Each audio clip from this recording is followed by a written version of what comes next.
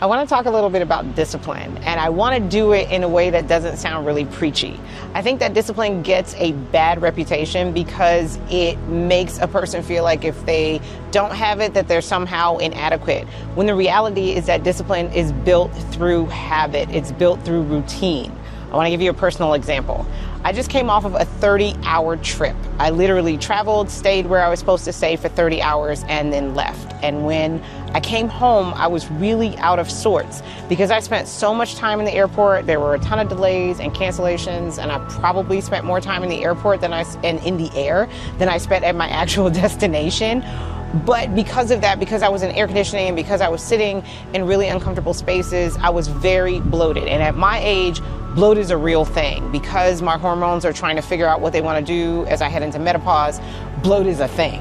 And it's not a thing that I can get rid of very easily. So when I came home, I was easily 10 pounds heavier just in water weight. And that meant everything was bigger. And I was uncomfortable, and sitting was uncomfortable, sleeping was uncomfortable, walking was not pleasant. But it was routine and discipline that got me back on track. It was moving when I didn't feel like moving. It was hydrating when I didn't feel like hydrating. I think that when we think of discipline, especially if we're talking about people who preach discipline, we're under the impression that discipline is a thing that is perfect when everything is going perfect. Discipline works and is the most valuable when everything is terrible. When you're bloated, when you're uncomfortable, when you don't feel like moving. I came home on Sunday at 1 o'clock in the morning.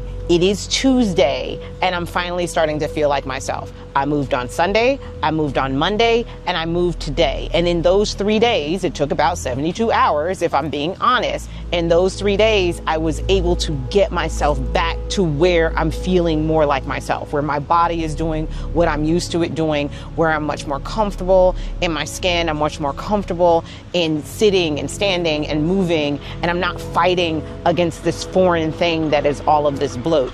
Discipline works when it's least convenient. It's the mindset that I don't want to do this. I didn't want to do this. I didn't want to move.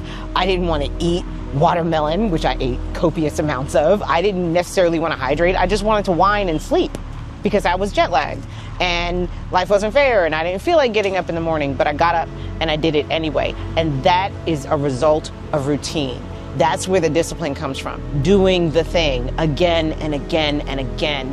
So even when you don't feel like it, even when everything sucks, you still get up and dedicate 5 minutes, 10 minutes, 20 minutes, 45 minutes if you can afford it to just looking after yourself and getting yourself back on track. So don't look at discipline as punishment. Look at it as practice for when everything sucks, because of the way life is. Sometimes things are gonna suck. We're up and then we're down, we're back and then we're forward. Sometimes when you just don't feel like moving, it's the discipline. It's the thing that's habitual that gets you back on track. So please keep moving, keep doing the things even when it's not convenient to do it, and hopefully continue to thrive.